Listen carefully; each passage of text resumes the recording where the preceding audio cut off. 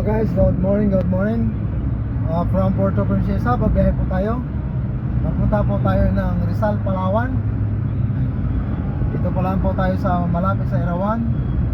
Dadaanan po natin yung kulungan dito na Palawan, Iwahig Penal Colony.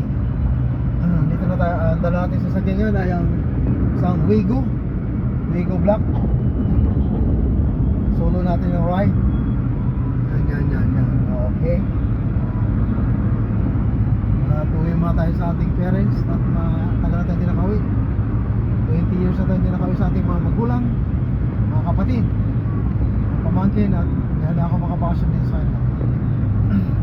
Clear na clear ang daanan natin at linggo ngayon. Solo ang ride.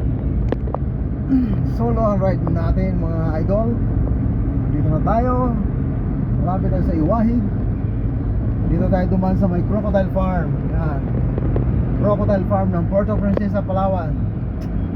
Okay guys, update lang ako sa inyo.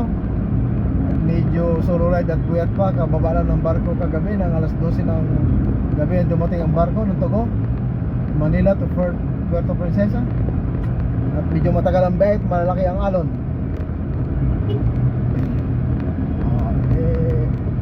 Update na lang ako sa inyo guys. Okay, ingat guys.